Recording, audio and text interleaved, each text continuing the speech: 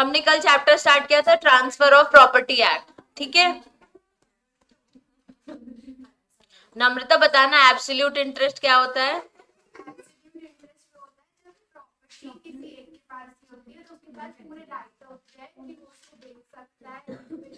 Enjoyment. तो वो basically क्या है प्रॉपर्टी का? ओनर, ठीक है। चलो रिवर्जन एंड रिमाइंडर। निशिका बताना रिवर्जन क्या होता है? निशिका पहले वो वर्ड बताना, हमने 2 वर्ड्स पढ़े हैं, मैंने कल भी बोला था ये वर्ड्स याद रखना, ठीक है। एब्सोल्यूट इंटरेस्ट नहीं, हाँ। तो लिमिटेड इंटरेस्ट किस में होता है?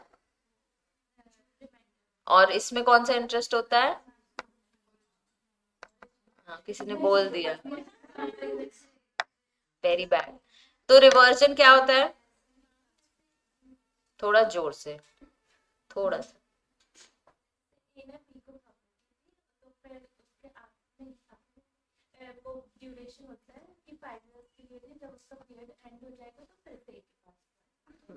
जब रिवर्स बैक होके to the owner the property आती है तो वो रिवर्जन होता है। कल भी नहीं थे, अच्छा। तो रिमाइंडर क्या होता है? जैसे ए ने बी को प्रॉपर्टी दी, लिमिटेड इंटरेस्ट होता है। ए ने बी को प्रॉपर्टी दी और वो बी सी को जब भी ट्रांसफर करेगा जब बी की डेथ। Perfect perfect. तो जो सी है उसके पास क्या आ रहा है? Limited interest. जब remaining part of the property, तब बी के पास पूरी लाइफ तक की वो प्रॉपर्टी है, उसे वो चाहे तो उसे बेच सकता है क्या? नहीं, वैसे वो नहीं बेच सकता, पर अगर वो बेचता है तो अल्टीमेटली उसकी डेथ के बाद प्रॉपर्टी सी को जाएगी। फिर हमने देखे 2 चीजें, वेस्टेड इंटरेस्ट और contingent interest. Anshika vested interest? Vested in position होता है, vested in interest. Vested in position मतलब जैसे अगर ए के पास कोई प्रॉपर्टी है और उसने बोला है कि जब उसकी डेथ हो जाएगी तो वो अपनी प्रॉपर्टी बी को ट्रांसफर कर देगा। तो अभी प्रेजेंट वेस्टेड इन पोजीशन है उसके पास प्रेजेंट में, बट 5 इयर्स पर जब उसकी डेथ हो जाएगी तो वो बी को ट्रांसफर हो जाएगी, तो वो मतलब फ्यूचर में उसके बाद वो vested in interest. Vested in possession और vested in interest. Vested in possession यानी अभी प्रेजेंट में आपको हमने कोई प्रॉपर्टी ट्रांसफर कर दी है और उसमें वो राइट्स आपके ट्रांसफरेबल भी है और हेरिटेबल भी है।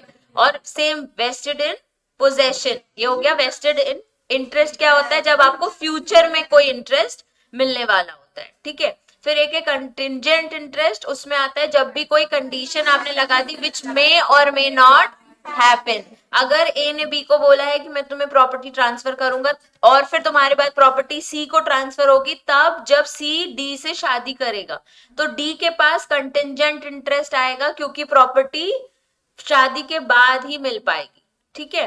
तब तक बी के पास फॉर लाइफ है, हमने ऐसा एग्जाम्पल देखा था।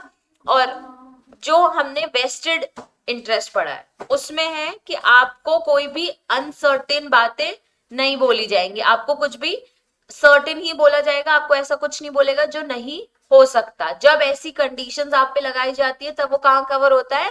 Contingent interest.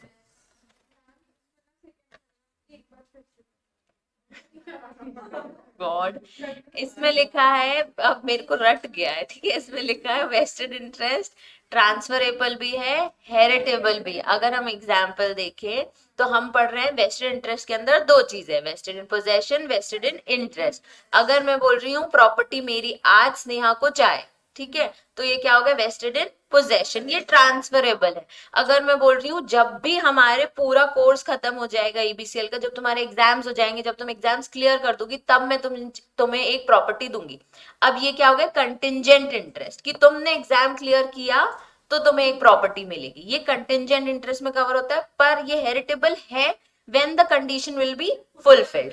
अब सर्टेन बात क्या है? कोर्स तो खत्म होगा। अगर मैं बोल दूं तुमको कि ये कोर्स जब भी खत्म होगा तब तुम्हें प्रॉपर्टी मिल जाएगी, तो फिर ये वेस्टेड हेरिटेबल इंटरेस्ट में भी कवर हो जाएगा, क्योंकि आज कोर्स नहीं खत्म हो रहा, हमें भी पता है इसको 2 मंथ्स, 3 मंथ्स, 1 महीना और लगेगा, ठीक है। तो प्रॉपर्टी कब हेरिटेबल है, जो बाद में मिलेगी आपको, ठीक है। अब हेरिटेबल वर्ड उन्होंने लीगली इसलिए डाला है क्योंकि कई बार आपको हेरिडेटरी ऊपर से प्रॉपर्टी मिल सकती है। तो अगर मैं बोलूं कि property Sneha to you for life and then to your child, तो फिर property heritable for that child है कि भैया अभी तो बहुत सालों बाद प्रॉपर्टी मिलेगी, लेकिन मिलेगी मुझे, ठीक है। उसके बाद आगे एग्जाम्पल ये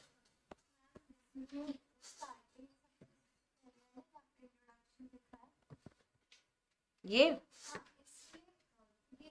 थर्ड वाला तो समझ में आ रहा है, बट इसमें ये जो फ्लोचार्ट बना है ना, उसमें टेस्टामेंट्री जो लिखा है ना, takes effect after the death and उसमें included and govern by the Indian by the TP act, और इसमें ये वाली जो थर्ड वाला उसमें कहीं इन्वॉल्व नहीं, वहां पे आएगा नॉट गवर्न्ड बाय, एक्चुअली वो आएगा क्योंकि इसमें जो भी प्रॉपर्टी आपको है, मतलब अगर मेरे फादर की प्रॉपर्टी अल्टीमेटली मुझे मिलने वाली है, वो इसमें कवर नहीं होता है। इसमें सिर्फ और सिर्फ अभी हम देखेंगे, आज हम पढ़ेंगे movable immovable property and where, मतलब एक्ट में एक्चुअली ट्रांसफर ऑफ प्रॉपर्टी कब कवर होता है, उसमें क्लियरली लिखा है when it will be covered, when it will be a property will be transferred between two living person, if one person is dying and then the property is coming to the next person, it is not covered under TP Act, it is covered under Hindu Succession Act. तो उल्टा लिख दिया है इन्होंने, मतलब वो interviews वाले में सक्सेशन एक्ट लिख दिया है और वहां पे टीपी एक्ट। हाँ, ये चीज उल्टी लिखती है, ठीक है। The very preamble of the act suggests that it simply defines and amends certain parts of the law relating to transfer of property by act of parties. ये लाइन मतलब समझ आ गया कि भाई ऑब्जेक्ट यही है कि अगर किसी दो पार्टीज ने एक दूसरे को कोई प्रॉपर्टी ट्रांसफर की है तो मेन ऑब्जेक्ट और प्रियम्बल में यही कवर होता है। It does not at all profess to be an exhaustive enactment as it is revealed by omission of the word consolidate. मतलब ये exhaustive, देखो हमने दो वर्ड पढ़े, एक इंक्लूसिव और एक एग्जॉस्टिव। इंक्लूसिव मतलब और चीजें इंक्लूड आप कर सकते हो। अब इसमें है कि हम टीपी एक्ट में चीजें इंक्लूड कर सकते हैं। अब ये एक्ट ना एक्चुअली बहुत पुराना है, देखो 1882 का, ठीक है। तब उन्हें भी नहीं पता था। इसमें पता है बेसिक प्राइस क्या लिखी है आपको रजिस्ट्रेशन के लिए, प्राइस क्या होनी चाहिए, 100 रुपए, कि एक प्रॉपर्टी अगर 100 रुपए की है ना तो आपको उसका रजिस्ट्रेशन कराना। आज की डेट में कौन सी प्रॉपर्टी 100 रुपए, और इस लॉ में चेंजेस नहीं है, इस लॉ में अभी तक कोई भी चेंजेस नहीं है, कोई मेजर अमेंडमेंट्स या फिर कुछ भी नहीं। 1882 से वही चला रहा है, वो 100 रुपए ही लिखा हुआ है आज भी। उन्होंने वो चीज को भी अमेंड नहीं किया कि मिनिमम 100 रुपए, कौन सी प्रॉपर्टी है 100 रुपए की आज की डेट में, तब मिलती थी। तो ये क्या इमूवेबल प्रॉपर्टी है क्या? हम इमूवेबल प्रॉपर्टीज की बात कर रहे हैं। लैंड 100 रुपए का मिलता है क्या? तो इसमें बोला है कि हम चाहें तो इस चीज को कंसोलिडेट भी कर सकते हैं, ये टोटली एग्जॉस्टिव लॉ नहीं है। Therefore, the act leaves the scope of applying rule of justice, equity and good conscience if a particular case is not covered under any of the provision of the act। मतलब कि ये act ऐसा है भैया, इसमें अगर rule of justice और ये सब नहीं है, ठीक है, हम इस चीज का स्कोप नहीं छोड़ते हैं। हम देखते हैं कि हाँ किसी पर्सन के साथ जस्टिस हो रहा है। इसमें हम आगे ऐसे भी टॉपिक्स देखेंगे कि अनबॉर्न पर्सन है। अनबॉर्न पर्सन क्या मतलब कि एक प्रेग्नेंट लेडी को बेबी होने वाला है, तो अभी वो वूंड में है, तो क्या आप उस पर्सन को प्रॉपर्टी ट्रांसफर कर सकते हो क्या? अभी तो वो हुआ भी नहीं है। तो ऐसे हम केसेस देखेंगे आगे, ऐसे प्रॉपर प्रोविजन है। तो वो कह रहे हैं हम कहीं पे भी स्कोप नहीं छोड़ते हैं, applying rule of justice, equity and good conscience if a particular case is not covered under any provision of the act. अगर वो कोई भी प्रोविजन में कवर नहीं होता है, फिर भी हम देखते हैं कि rule of justice, good conscience और ये सब चीजें होंगी। तुमको वर्ड से ही समझ आ रहा होगा कितनी पुरानी बातें बोल रहे हैं, ये सब उस जमाने में उन्होंने ये चीज बोल दी है, ठीक है। But if it is covered, act must be applied. अगर ये चीज कवर हो रही है कि हाँ कहीं पे रूल ऑफ जस्टिस नहीं हो रहा है, तो हम प्रोविजन जरूर लगाएंगे। नहीं कवर हो रहा है तो भी हम स्कोप को नहीं खत्म करेंगे इस चीज के, हम रूल ऑफ जस्टिस और प्रिंसिपल्स ये वाले गुड कंसाइंस के फॉलो करेंगे। हमारे लिए प्रियम्बल इस एक्ट में इतना इंपॉर्टेंट नहीं क्योंकि उन्होंने बहुत पहले ये चीजें बना दी। हमारे लिए इंपॉर्टेंट है क्या क्या प्रोविजन इसमें वो कवर कर रहे हैं, क्या क्या क्या क्या टॉपिक्स है, उनमें क्या क्या एग्जाम्पल्स हैं, उससे वो हमको केस लॉज बना के पूछेंगे बेसिकली। इसलिए मैंने ये चीज कल रीड भी नहीं करने बोली तुम लोगों को, क्योंकि टीपी एक्ट सिर्फ कवर करता है इमूवेबल प्रॉपर्टीज का transfer between two living persons. वो कब, कैसे, किसको, A B C D E तक भी जाता है क्या, ये सब हम आगे देखेंगे। ठीक है, कहीं आप रिस्ट्रिक्शंस तो नहीं लगा सकते ट्रांसफर में, कहाँ आप लगा सकते हो ट्रांसफर में, ठीक है, ये सब हम आगे पढ़ेंगे।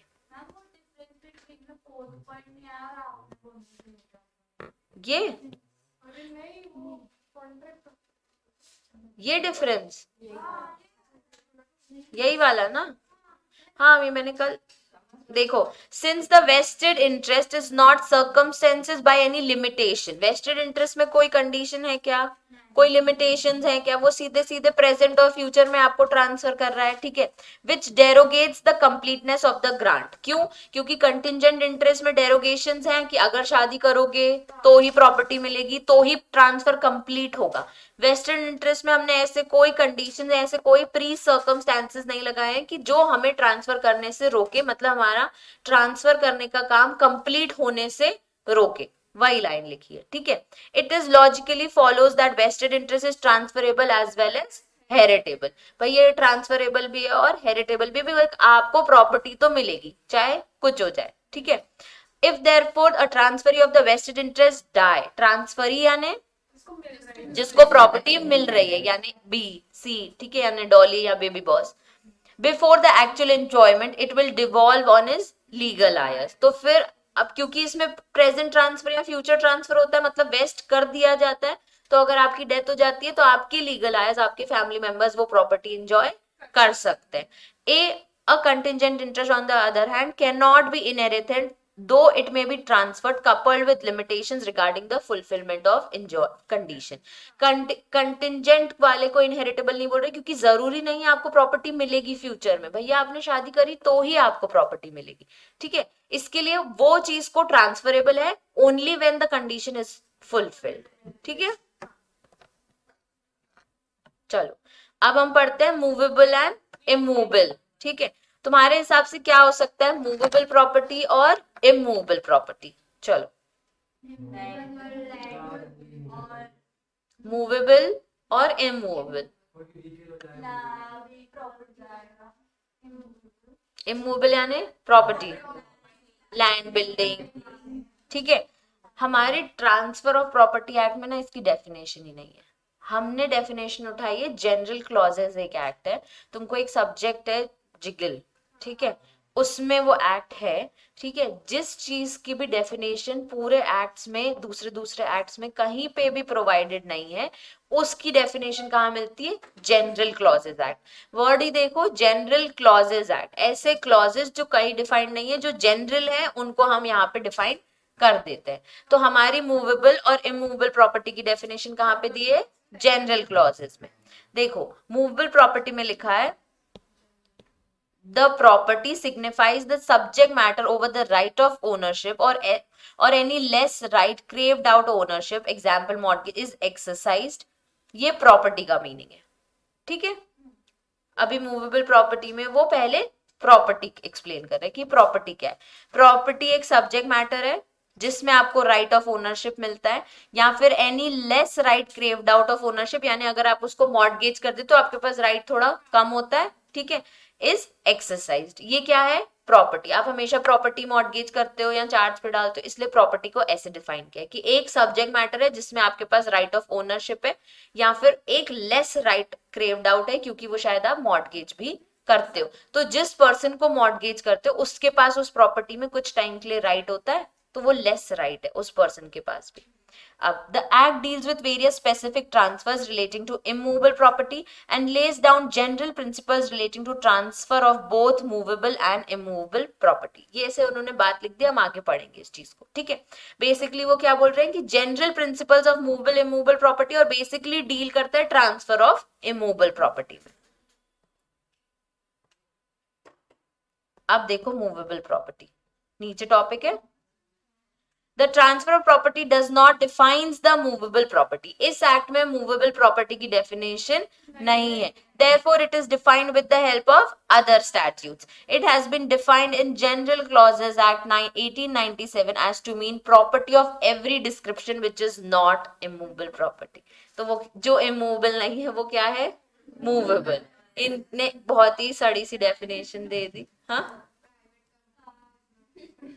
क्या बोल रही? Private company which is not a public company. वैसे ही दे दिया है कि ठीक है कि इमूवेबल प्रॉपर्टी वो सारी प्रॉपर्टीज एक्सेप्ट इमूवेबल प्रॉपर्टी. तो property to every description except immovable property. अब एक और एक्ट है registration act. Registration Act defines movable property to include every description excluding immovable property but including standing timber, growing crops and grass. बता रही हूं. एक हो गया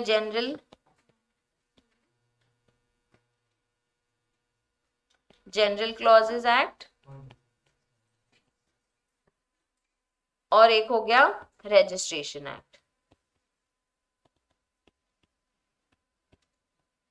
ठीक है. जनरल क्लॉजेस एक्ट बोलता है, लिखना नहीं है तुम लोगों को अभी, ठीक है. जनरल क्लॉजेस एक्ट बोलता है एक्सेप्ट इमूवेबल प्रॉपर्टी. सारी प्रॉपर्टीज क्या है? Movable property. जो इमूवेबल नहीं है वो क्या है? मूवेबल है. ठीक है. रजिस्ट्रेशन एक्ट बोलता है कि ठीक है एक्सक्लूडिंग इमूवेबल प्रॉपर्टी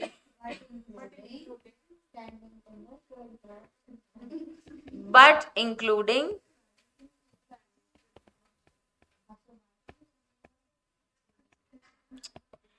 ये होता है तुम्हारा स्टैंडिंग टिम्बर, ये स्टेम. ठीक है. हाँ ये ओनली. ठीक है. ये हो गया तुम्हारा स्टैंडिंग टिम्बर. दूसरा क्या है? Growing crops. ठीक है. और ग्रास. ठीक है. अब हो गया तुम्हारा स्टैंडिंग टिम्बर, ग्रोइंग क्रॉप्स. अब ये सब क्या हो गए? मूवेबल. तो अगर स्टैंडिंग टिम्बर, ग्रोइंग क्रॉप्स और ग्रास मूवेबल है तो वो इमूवेबल तो नहीं होंगे.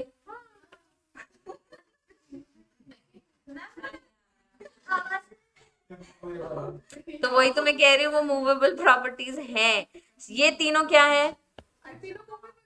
तो क्या ये इमूवेबल है? नहीं. ठीक है. तो वहां जब हम पढ़ेंगे तो वहां ऐसा आएगा except standing timber, growing crops और ग्रास. तो हमने पढ़ लिया मूवेबल प्रॉपर्टी क्या है जनरल क्लॉज के हिसाब से. एक्सेप्ट इमूवेबल प्रॉपर्टी, सारी properties, every property, description of every property is movable property. फिर हमने एक देखा रजिस्ट्रेशन एक्ट. उस एक्ट में लिखा है कि excluding immovable property and including standing timber, growing crops और ग्रास. नम्रता क्या होगी? लकड़ी. थिंग्स अटैच टू एंड है, ऊपर कट जाती है तो उसके बाद कटने के बाद वो एक मूवेबल प्रॉपर्टी है. ठीक है. तुमने सोचा खड़ी हुई टिम्बर को हम बोल रहे हैं, बेसिकली उसको बोलते हैं स्टैंडिंग टिम्बर. कि ये चीजों को हम, क्योंकि यार ये कट हो जाएगी ना यार, थिंग्स अटैच टू अर्थ है बट एनी विच वे ये कट हो जाएगी. ठीक है. ठीक है. सबको समझ आ गया मूवेबल प्रॉपर्टी क्या है? For the purpose of law, movable property is sometimes regarded as immovable property. ठीक है. जैसे कि नम्रता ने बोला स्टैंडिंग टिम्बर को आप मूवेबल कैसे बोल रहे हो, वो तो एक फिक्स्ड चीज है. तो ये लोग ऐसा कह रहे हैं, क्लियरली एग्जांपल्स दूंगी, कि movable property sometimes regarded as immovable property. कैसे? कि अगर रॉड है, लोहे की रॉड है, वो वैसे तो क्या है? मूवेबल है. अगर मैं उसको सीमेंटेड लगा के जमीन के अंदर गाड़ दूं, उसके बाद घर बनाने के लिए अभी छोड़ दूं क्या, तो वो उस टाइम क्या कहलाएगी? Immovable property. ठीक है. क्योंकि मैंने वो क्या कर दी है? Things attach to earth, embedded in the earth, या वर्ड है चैटल इन द अर्थ. ठीक है. This may happen when a thing of chattel is attached or embedded in the earth. जब आपने खुद से कोई चीज फिक्स कर दी है जमीन से तो उसको हम इमूवेबल प्रॉपर्टी कहते हैं. अब लैंड को आप इमूवेबल प्रॉपर्टी कह रहे हो, आप घर को भी तो इमूवेबल प्रॉपर्टी कह रहे हो. तो घर क्या किया आपने? फिक्स कर दिया. ठीक है. For instance, if a machinery or a plant is installed on the land, the question arises whether the machinery or the plant is movable or immovable. In order to find out whether such thing or chattel is immovable or not, it is to be find out the mode of annexion. यानी annexed किया अपन annexures लगाते हैं ना, तो fixation of a thing and the object and purpose of annexion. तो to decide whether the property is immovable or movable, अगर आपने एक machinery plant and machinery install कर दी है लैंड के अंदर, तो तब हम देखेंगे कि उसका फिक्सेशन किस पर्पस के लिए है, ठीक है, और किस पर्पस के लिए और क्या ऑब्जेक्ट है आपका वो अनेक्शन करने के लिए, ठीक है. If the machinery is fixed on the land permanently, then it becomes immovable property. Whereas if the machinery or engine or any other thing is fixed on temporary basis, then it will be regarded as movable property. तो permanent nature वाली क्या हो गई? Immovable. और temporary nature वाली क्या हो गई? Movable. अब सबको समझ आ गया? Thus, where the owner of a piece of land install a bone mill along with the machinery being by the iron bars, जो अभी हम तक देख रहे हैं, ठीक है, which have been dug into the considerable depth, then it is a permanent fixture and this will become immovable property. जो मैंने बोला आयरन बार्स आपने फिक्स कर दिए अंदर, तो उसको वो परमानेंट नेचर के हो गए, तो वो क्या हो गई? Immovable property. Similarly, the machinery installed on the cement platform, held in the position by being attached into iron pillars fixed in the ground, was held to be immovable property as the annexion was made upon the person who owned the building as well as machinery. जैसे कि हमने क्या किया, हमारे घर पे pillars है, ठीक है, रूम के अंदर पिलर्स होते हैं, ठीक है, उसमें आपने एसी फिक्स करने की कोशिश की, तो अब आपने एसी फिक्स करने से पहले एक वो मीटर एसी के बाहर लगता है, एक तो वो होता है, हाँ, उसको कंप्रेसर कहते हैं, ठीक है. तो वो जब आपने अगर वैसा फिक्स कर दिया कि कंप्रेसर फिक्स हो गया, आप सिर्फ ये चेंज कर सकते हो दूसरे ब्रांड का ला, तो वो जो आपने फिक्स किया है अपने घर में, उसको भी हम इमूवेबल प्रॉपर्टी बोलेंगे, क्योंकि आप भी उसके ओनर हो, मशीनरी भी आपकी आप ही की है, और उसको आपने उसका आपका पर्पस ही यही कि वो हमेशा फिक्स रहे, जो कंप्रेसर है. बस हम सामने वाला एसी चेंज करते रहेंगे, तो उसको भी हम उस टाइम के लिए क्या बोल देंगे? इमूवेबल प्रॉपर्टी, ठीक है. अब हम देखते हैं एग्जैक्टली इमूवेबल प्रॉपर्टी क्या होता है. अभी तक हमने देखा मूवेबल हर जगह लिखा था, एक्सेप्ट इमूवेबल मूवेबल होता है. अगर वो परमानेंट नेचर का फिक्स हो गया तो भी उसको हम इमूवेबल बोलेंगे. The term immovable is also not defined under this act. इस एक्ट में उन्होंने इमूवेबल प्रॉपर्टी भी नहीं डिफाइन की, जबकि इमूवेबल प्रॉपर्टी को नेगेटिव सेंस में डिफाइन किया. कैसे? The immovable property does not include standing timber, growing crops and grass, जो मैंने तुमको पहले ही बताया. तो ये नेगेटिव में बोल दिया, भाई सब कुछ इमूवेबल प्रॉपर्टी होगी, लेकिन वो स्टैंडिंग टिम्बर, ग्रोइंग क्रॉप्स और ग्रास को तो इंक्लूड नहीं करती है. Standing timber are the trees fit to use for the building और repairing house. There is an exception to general rule that growing trees are immovable property. ये एक exception है. कैसे? कि अगर ट्रीज हैं, अगर वो हम कट कर रहे हैं, तो उसको हम क्या बोल रहे हैं? Movable properties. लेकिन हमने ट्रीज फिक्स कर दिए, उनकी जड़ें डेप्थ में इंडेडेड है, अटैच टू अर्थ है, तो वो इमूवेबल प्रॉपर्टीज में भी कवर होते हैं. इसलिए उन्होंने वर्ड ग्रोइंग ट्रीज नहीं किया है, उन्होंने स्टैंडिंग टिम्बर किया है, क्योंकि जब उसके पूरे ट्रीज के वो सब झड़ जाते हैं, वो एक स्टैंडिंग टिम्बर रह जाती है, और फिर आप उसको कट करके मार्केट में यूज करते हो फॉर इसमें लिखा है बिल्डिंग बनाने के लिए, हाउस बनाने, क्योंकि पहले के जमाने में लकड़ी के घर होते थे, ठीक है. तो इसके लिए उन्होंने वो चीज के लिए, आज हम वही चीज पेपर बनाने के लिए भी यूज करते हैं, और लकड़ी से तो बहुत कुछ बनता है, फर्नीचर वगैरह, तब वो सब नहीं होता था. तो इसके लिए उन्होंने वो चीज क्लियर कर दी है कि इमूवेबल प्रॉपर्टी में सबसे पहले स्टैंडिंग टिम्बर, ग्रोइंग क्रॉप्स और ग्रास कवर नहीं होता है. स्टैंडिंग टिम्बर वो चीज है जो एक फिट ट्री है, ठीक है, जिसको आप रिमूव करके यूज करते हो फॉर बिल्डिंग हाउसेस या फिर कोई बिल्डिंग बनाने के लिए. अब इसका एक एक्सेप्शन है कि ग्रोइंग ट्रीज को भी आप इमूवेबल प्रॉपर्टी बोल सकते हो, ठीक है. द जनरल क्लॉज एक्ट, भैया इस क्लॉज में क्या बोला है? Immovable property but not exhaustively, मतलब उसने डिफाइन किया पर इसको एग्जॉस्टिवली नहीं किया, इसमें और भी चीजें इंक्लूड हो सकती है. It states immovable property shall include, पहला लैंड, तुमको वर्ड याद रखना है, लैंड. दूसरा benefit arise out of land, मतलब कि अगर आपने लैंड में कुछ चीज बनाई है उससे आपको कुछ कमाई हो रही है तो उसको हम इमूवेबल प्रॉपर्टी में कवर कर रहे हैं। Things attach to the earth, ये हमने इतनी देर से हम समझने की कोशिश कर रहे हैं कि things attach to the earth क्या है। और last, permanently fasten to anything attach to earth, क्या क्या वर्ड बोले? Land, benefit arise out of land, things attached to the earth, और permanently fasting to anything attached to the earth, मतलब आपने कोई भी चीज अटैच की है अर्थ के साथ और उसको परमानेंटली फिक्स कर दिया तो उसको हम क्या बोलेंगे? Immovable property. ये डेफिनेशन किसने बताई है? जनरल क्लॉजेस एक्ट ने। जनरल क्लॉजेस एक्ट ने बोला भाई मेरी डेफिनेशन नॉट एग्जॉस्टिव है, मैंने डिफाइन किया है पर वो एग्जॉस्टिव डेफिनेशन नहीं है। मैं बोलता हूं कि इमूवेबल प्रॉपर्टी इंक्लूड करती है land, benefit arise of land, things attached to land, और permanent fasting anything attached to the earth। Fast मतलब फिक्स कर देना। अब मुझे एक और चीज बताओ, चलो मैं तुमसे मजेदार क्वेश्चन पूछती हूँ। ये है रिवर, सुंदर सी,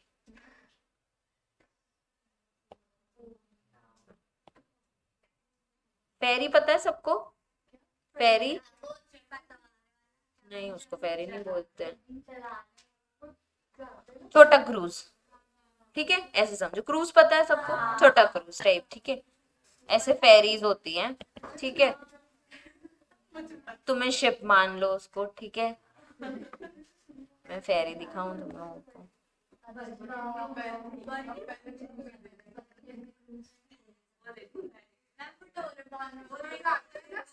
ठीक है, ऐसी टाइप की फेरीज।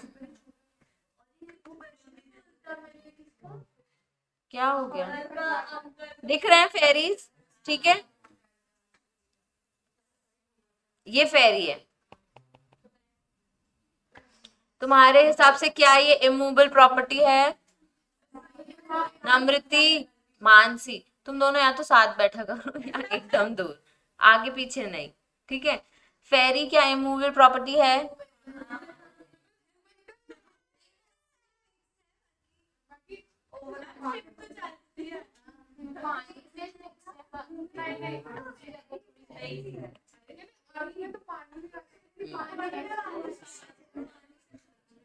अगर फेरी से उतर, फेरी के साइड कोई पर्सन बैठा है, फेरी नहीं चल रही है, ठीक है, यहाँ से कोई पर्सन फिशिंग कर रहा है, ये बैठा है पर्सन, अभी जो फिशिंग का बिजनेस कर रहा है, जो फिशिंग कर रहा है, क्या ये इमूवेबल प्रॉपर्टी में कवर होगा?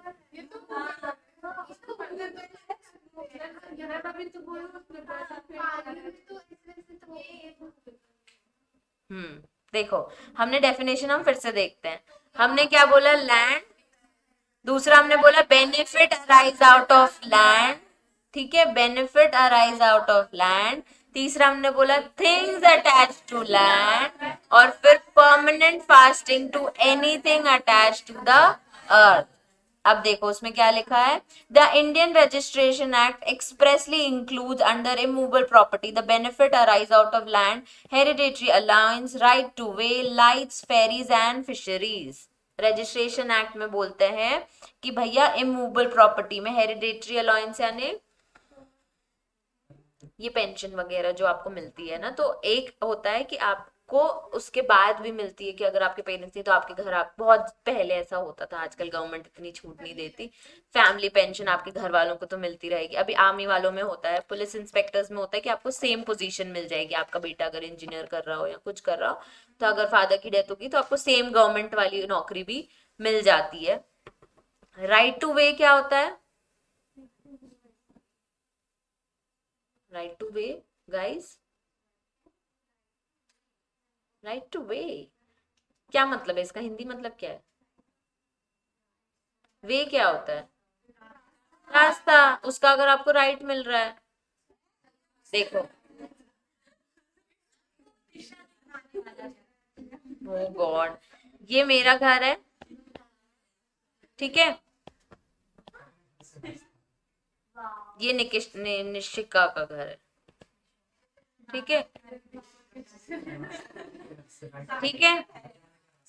अब यहाँ एक ऑफिस है, मानसी ने बोला मुझे ये ऑफिस चाहिए, मुझे यहाँ पे अपनी CS प्रैक्टिस करनी है, ठीक है।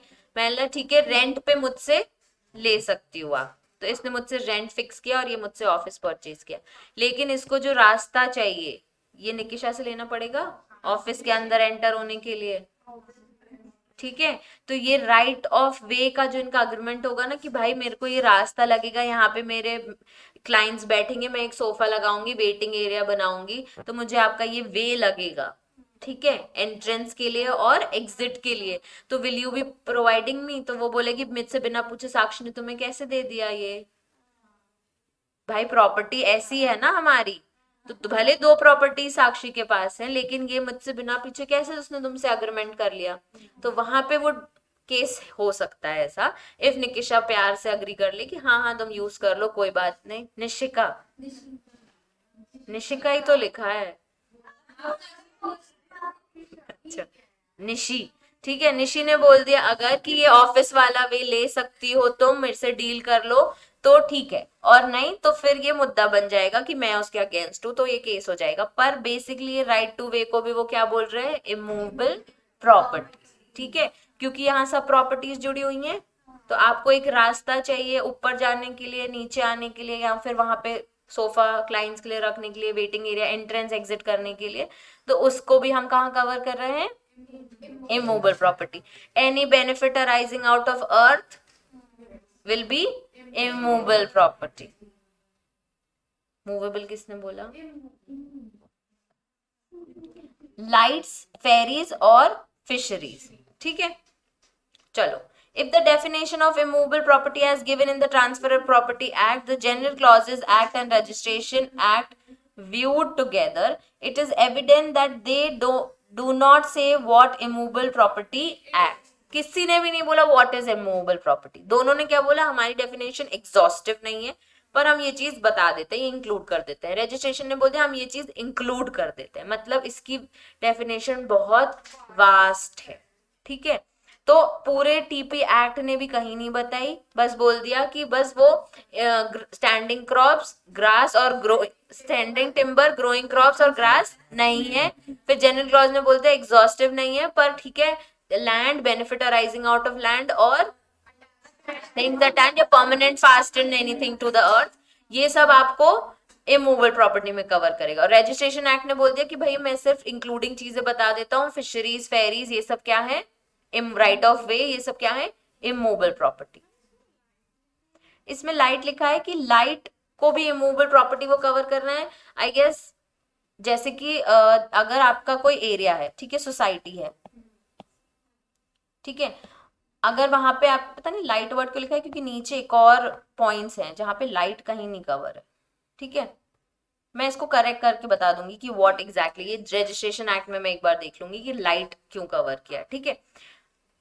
अब देखो तुम्हारी ये नीचे ये डिफाइन किया है, अटैच टू द अर्थ क्या है, things rooted in the earth क्या है, things embedded in the earth क्या है, अटैच व्हाट इज जो परमानेंट फास्टेंड वाला था, ठीक है। ये एक बार रीड कर लेना, ये क्योंकि तुमसे डेफिनेशन पूछेंगे इमूवेबल प्रॉपर्टी की, तब तुम्हें ये सारे पॉइंट्स बस पता होने चाहिए। Land, things attached to land, इनका मतलब बताया। रूटेड इन द अर्थ क्या होता है, एम्बेडेड इन द अर्थ क्या होता है, और अटैच इन द अर्थ क्या होता है। जो हमने पढ़ा ट्रीज, बिल्डिंग्स फिक्स करना, वही सब लिखा हुआ है। एग्जॉस्टिव वर्ड मतलब क्या होता है? नॉट एग्जॉस्टिव वर्ड लिखा है वहां पे बेसिकली, कि हमने ये नहीं बोल दिया यही इमूवेबल प्रॉपर्टी है, ये नॉट एग्जॉस्टिव वर्ड है, ठीक है। अगर हम इसमें आप चाहो तो और भी चीजें इंक्लूड कर सकते हो। अब 1882 में उनको भी नहीं पता था 2023 में क्या क्या प्रॉपर्टीज को हम इमूवेबल प्रॉपर्टी में कवर कर सकते हैं। तब इतना कोई सोसाइटी, फ्लैट्स, ये सब चीजें नहीं थी। आजकल वो सब इमूवेबल प्रॉपर्टीज में आती है। पूछे ना तो किसी और के। टमाटर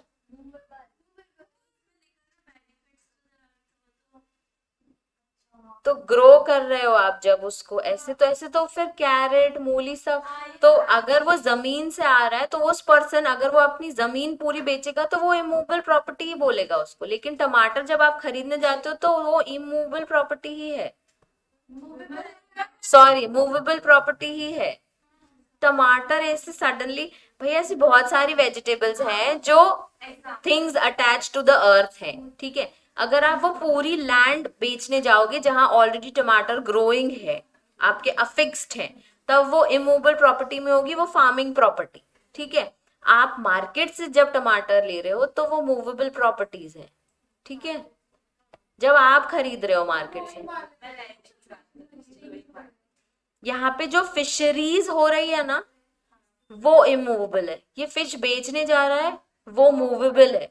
वो इमूवेबल नहीं है। मार्केट में फिश मिलती है, वो मूवेबल काम ही है, वो सेल ऑफ गुड एक्ट में कवर होगा।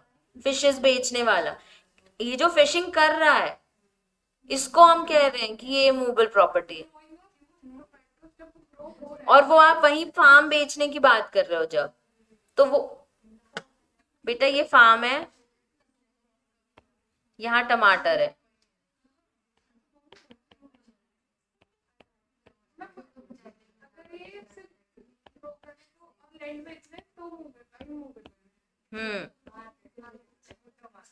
ये टमाटर है, तुम्हारा फार्म है, ये तुम ले लो मुझसे स्नेहा, ये इमूवेबल प्रॉपर्टी है।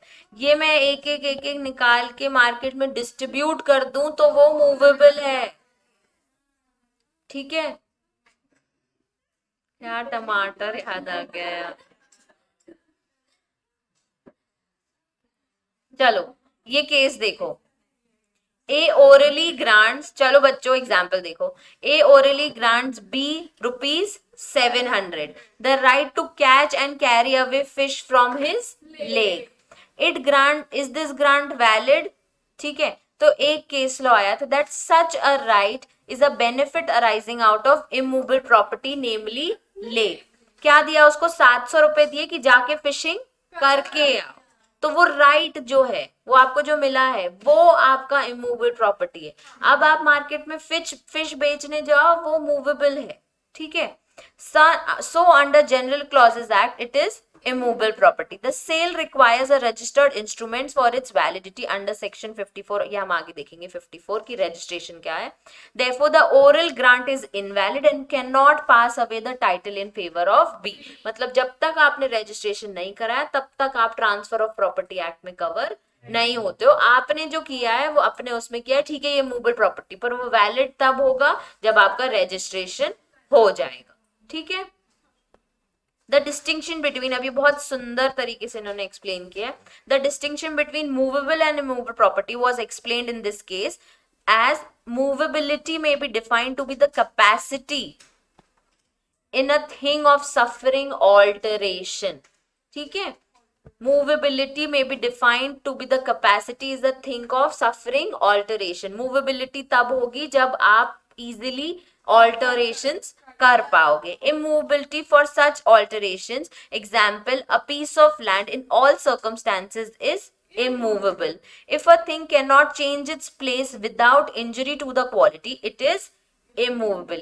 ये देखो, अगर कोई चीज को अब तुम जमीन से कोई चीज उखाड़ोगे, उसको इंजरी होगी, ठीक है। अब तुमने रॉड्स डाल दी हैं सीमेंटेड, ऐसा तो नहीं है वो नहीं निकल सकती, वो निकल सकती हैं, ठीक है। तुमने ग्रोइंग ट्रीज अंदर उसकी जड़ें, क्या वो ट्री नहीं निकल सकता? वो निकल सकता है, पर क्या उस पर्सन बोल, क्या उस ट्री को या उस थिंग को इंजरी होगी? उसकी क्वालिटी थोड़ी सी डिस्ट्रॉय होगी, तब हम उसको कहाँ कवर करते हैं?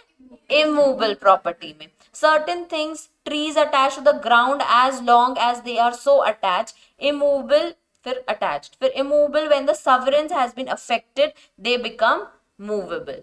फिर जब तुमने पूरा उसको निकाल दिया और फिर मार्केट में लेके आए तो वो बन गया मूवेबल। तो टमाटर वाला एग्जाम्पल भी जब वो फार्म में है तो वो इमूवेबल है, जब वो फार्मिंग से आपने उसको निकाला और मार्केट में बेचा तो वो क्या बन गया? मूवेबल। इसमें एग्जांपल्स दिए हैं बस ऐसे ही जनरली तुम्हारे एक्सप्लेनेशन के लिए। Following have been recognised as immovable property. पहला है right to collect rents from immovable property.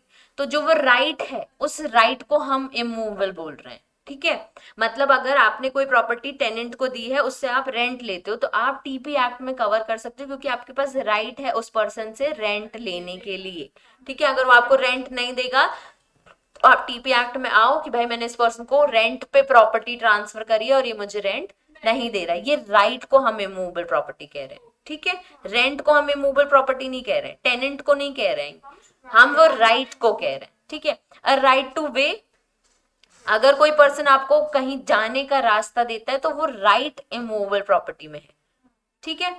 A right to collect dues from a fair of on a piece of land, जैसे किसी को मैंने लैंड दिया है फार्मिंग करने के लिए, उससे अगर मुझे कुछ ड्यूज लेने हैं, ठीक है, या फिर कभी लीज दी है और उससे मंथली मुझे कुछ पेमेंट्स लेने हैं, तो वो राइट कहाँ कवर होता है, इमूवेबल प्रॉपर्टी में। तो right to collect dues from a fair on a piece of land. फिर हेरिडेटरी ऑफिसेस, यानी पहले से जो चले आए ऑफिसेस थे, जैसे कि हमारे प्राइवेट मंदिर वगैरह होते हैं, टेम्पल्स होते हैं, ठीक है, उसमें अगर वो ऑफिस और ऑब्वियसली किसी पर्सन का होगा, ठीक है, एग्जाम्पल ले लो जैन मंदिर, ठीक है, जैन मंदिर बहुत, उनके जो भी गुरु होंगे वो बहुत एज के होते हैं, वो खुल जाता है, फिर उनकी गद्दी पे कोई ना कोई पर्सन आ जाता है। तुम जैन हो तो ऐसा होता है ना, तुम लोगों के जो टेम्पल्स हैं वो किसी एक पर्सन के ओन टेम्पल्स होते हैं, तो पब्लिक टेम्पल्स होते हैं, कौन, गवर्नमेंट टेम्पल्स नहीं होते हैं, समाज के होते हैं, तो तुम्हारा कंट्रीब्यूशन है उसमें, ट्रस्ट बना रहता है। तो हेरिडेटरी पहले कैसे होते थे, टेम्पल्स किसी एक पर्सन के होते थे, उसके बाद वो गद्दी चेंज हो जाती थी और वो उस पर्सन के पास वो ऑफिस, जो टेम्पल को भी वो लोग ऑफिस में कवर करते थे कि यहाँ पे वो पंडित जी बैठते हैं, रहते हैं, वहीं रहते हैं, तो वहां पे वो कवर हो जाते हैं हेरिडेटरी ऑफिसेज में, ठीक है। एक है इसमें, क्योंकि एक है right to worship, right to worship cover होता है मूवेबल प्रॉपर्टी में, ठीक है, जो हम जाते हैं जब वर्शिप करने, तो वो मूवेबल प्रॉपर्टी में कवर होता है। लेकिन जो हेरिडेटरी ऑफिसेज हैं, जैसे टेम्पल्स हो गए या कोई गवर्नमेंट ऑफिसेज हो गए, वो किसी एक पर्सन के ओन्ड होते हैं, उनको हम कहाँ कवर कर रहे हैं, इमूवेबल प्रॉपर्टी में। द इक्विटी ऑफ रिडेम्पशन, कोई चीज आपने रिडीम करने की कोशिश की, उसमें से आपको कुछ पैसा मिलता है, ये इक्विटी शेयर से मत रिलेट करना, ठीक है। कोई आपके पास राइट है, उसको खत्म करके अगर आपको कोई चीज पैसे मिलती है, तो उसको भी वो कहाँ कवर कर रहे हैं, इमूवेबल प्रॉपर्टी में। द इंटरेस्ट ऑफ मॉर्टगेजी, मॉर्टगेजी यानी जिसको आपने मॉर्टगेज किया है, ठीक है, उसके पास भी कुछ राइट है, उसका एक इंटरेस्ट है उस प्रॉपर्टी में, तो वो प्रॉपर्टी का जो इंटरेस्ट है कि कल को अगर इसे मुझसे पैसे नहीं दिए तो मैं इसे बेच सकता हूँ, वो जो मेरा उतना परसेंट का इंटरेस्ट है वो भी कहाँ कवर हो रहा है, इमूवेबल प्रॉपर्टी में। The right to collect lac from trees, trees ना यहाँ पे ऐसे लैक निकलता है, वो पतली सी वुडन की होती है, उससे आप, हाँ, खाल, छाल, उससे आप चीजें प्रोड्यूस करते हो, तो वो जो लैक है ना, वो भी इमूवेबल प्रॉपर्टी में कवर हो रहा है, ठीक है। तो right to collect lac from the trees. Right of ferry, ठीक है, जो चलती है शिप लेक के ऊपर, ठीक है। द राइट ऑफ फिशरी, वो भी कहाँ कवर हो रहा है, immovable property. Right to receive future rents and profit of lands. फिर reversion in the property leased, हमने रिवर्जन पढ़ा है, लीज प्रॉपर्टी होके वापस किसके पास आता है, ओरिजिनल इंटरेस्ट, तो वो पर्सन भी कहाँ है, वो राइट भी क्या है, इमूवेबल प्रॉपर्टी। और एक फैक्ट्री, अब ऐसे लिख दे, एक फैक्ट्री भी क्या है, इमूवेबल प्रॉपर्टी। इक्विटी और रिडेम्पशन, अगर अगर आपके पास कोई लैंड है, ठीक है, या आपके पास कोई ऐसी प्रॉपर्टी है जिसमें आपका शेयर बनता है, ठीक है, अब वो रिडीम होने वाली है, रिडीम होने वाली यानी कि वापस वो आपसे वो प्रॉपर्टी लेने वाले हैं, तो वो जो आपका शेयर है वो आपको कवर होता है इमूवेबल प्रॉपर्टी। अगर एक प्रॉपर्टी है जो मेरे साथ कोई और पर्सन भी शेयर कर रहा है, ये प्रॉपर्टी हमने एक ओनर से ली थी, ठीक है, अब यहाँ दो लोग हैं जो इस प्रॉपर्टी में शेयर कर रहे हैं, ठीक है। अब ये पर्सन ने बोल दिया कि मुझे मेरी प्रॉपर्टी वापस चाहिए, मैंने आपको कुछ टाइम के लिए दी थी, लीज पे दी होगी या सेल कर दी होगी जिस पे, तो अगर ये प्रॉपर्टी से अब मेरा अगर शेयर रिडीम हो रहा है, अब ये प्रॉपर्टी वापस जा रही है, तो वो जो इक्विटी है, जो मेरा शेयर है, वो इमूवेबल प्रॉपर्टी में कवर होता है। आज की डेट में उसका क्या रेट है, उस हिसाब से उसको बोल रहे हैं कि आप ट्रांसफर ऑफ प्रॉपर्टी में इस चीज को कवर कर सकते हो कि आज की डेट में उस प्रॉपर्टी का क्या रेट है। भाई जब मैंने ली थी तब 100 रुपए की थी, आज वो 1000 रुपए की हो गई होगी, तो जब रिडम्पशन हो रहा है तो मेरा शेयर है उसमें, तो भाई तो मुझे 100 के हिसाब से रिडीम मत करो। ये चीज मैं, ये मुद्दा टीपी एक्ट में कवर कर सकती हूँ कि ये इमूवेबल प्रॉपर्टी है क्योंकि मेरा उस चीज पे इतना इक्विटी बनता है, ठीक है। अब मूवेबल प्रॉपर्टी क्या बोलते हैं, इसमें ऐसा लिखा है these things are not held as immovable property. एक होता है राइट टू वर्कशिप, क्योंकि वो पब्लिक टेम्पल्स हैं, ठीक है, तो आप उसको इमूवेबल प्रॉपर्टी, भाई मुझे यहाँ पे पूजा करने नहीं दी, टीपी एक्ट के अंदर मत आना, ठीक है, अगर तुम्हें किसी ने पूजा करने से रोक दिया है और तुम्हारा राइट है कि तुम जाके वर्शिप कर सकते हो, तो उसको इमूवेबल प्रॉपर्टी में कवर मत करना। गवर्नमेंट प्रोमिसरी नोट्स को क्लियरली डिक्लेयर कर दिया कि गवर्नमेंट अगर प्रोमिसरी नोट देती है, गवर्नमेंट से कहीं तुमको पैसे लेने और वो प्रोमिसरी नोट्स देती है, तो उसको आप इसमें कवर नहीं करो। ये सब नेगोशिएबल इंस्ट्रूमेंट एक्ट में कवर होता है। ठीक है, रॉयल्टी, अगर आपके पास कोई कॉपीराइट है, ठीक है, आपको आपको वो चीज किसी को देनी है कि आप भी इसे यूज कर सकते हो, तो उसके बदले वो आपको क्या पे करेगा, रॉयल्टी। आपकी कोई प्रॉपर्टी है, रॉयल्टी आपकी प्रॉपर्टी है ना, कॉपीराइट, पेटेंट, ट्रेडमार्क, आप अगर ये इंटेलेक्चुअल प्रॉपर्टी किसी और पर्सन को ट्रांसफर करते हो कि तुम भी इसे यूज कर सकते हो, तो इस बदले की मुझे रॉयल्टी देना, ये चीज हम इमूवेबल प्रॉपर्टी में कवर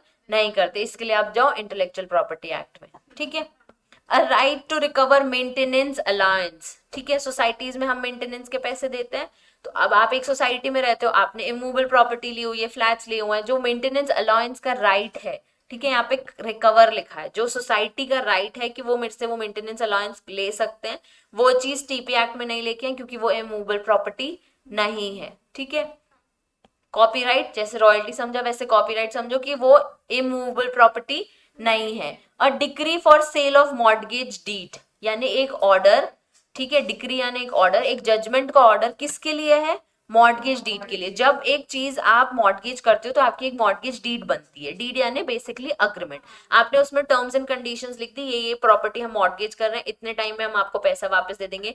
उसके रिगार्डिंग अगर वो सेल हो गई है, वो मॉर्गेज डीड आपने सेल कर दी, उसके रिगार्डिंग अगर कोई ऑर्डर है तो वो इमूवेबल प्रॉपर्टी नहीं है। ठीक है, और decree for arrears of rent, बहुत टाइम से आपको कोई रेंट नहीं दे रहा है, उसके अगेंस्ट कोई ऑर्डर आया। अब ने क्या पढ़ा था, राइट टू कलेक्ट रेंट, क्या है वो, right to collect rent immovable property है, लेकिन उसके अगेंस्ट कोई ऑर्डर आ रहा है तो वो इमूवेबल प्रॉपर्टी में कवर नहीं होएगा।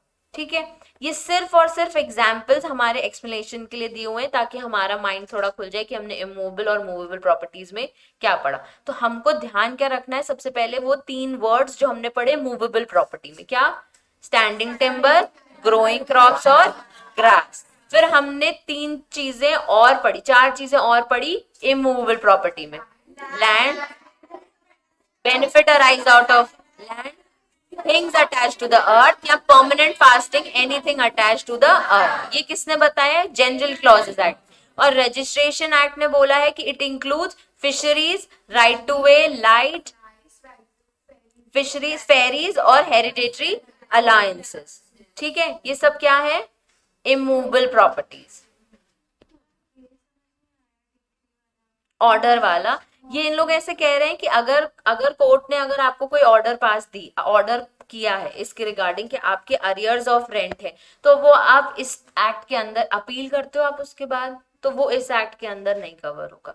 क्योंकि मॉर्गेज डीड कुछ नहीं है, एक अग्रीमेंट आपने सेल किया है, तो हम उस ऑर्डर को इमूवेबल प्रॉपर्टी नहीं बोलेंगे। जो ऑर्डर पास हुआ है उसको हम इमूवेबल प्रॉपर्टी नहीं, आपके जैसे राइट्स कवर हो रहे हैं ना, हर जगह इतने सारे राइट्स कवर किए, तो उस ऑर्डर को आप इमूवेबल प्रॉपर्टी में मत कवर करो। अगर आप बोल रहे हो कि ये मेरा राइट है, राइट टू वे मेरा राइट है, ठीक है, राइट टू कलेक्ट रेंट्स मेरा राइट है, ये राइट को आप बोल रहे हो इमूवेबल प्रॉपर्टी, तब तुमको समझ आ रहा है कि ये इमूवेबल प्रॉपर्टी हो सकती है क्योंकि एक राइट है। तो जब इसके अगेंस्ट कोई ऑर्डर पास होता है तो उसको हम इमूवेबल, ये नहीं है कि वो मूवेबल प्रॉपर्टी है, यहाँ बस लिखा है it is held not to be immovable property, ये नहीं लिखा है बट मूवेबल प्रॉपर्टी। पर ये जो ऑर्डर आ रहा है इसके अगेंस्ट वो इमूवेबल प्रॉपर्टी नहीं है। ठीक है, हाँ बस। अब हम कल पढ़ेंगे कि rules relating to transfer of property है कि कौन ट्रांसफर कर सकता है, नहीं कर सकता है ना।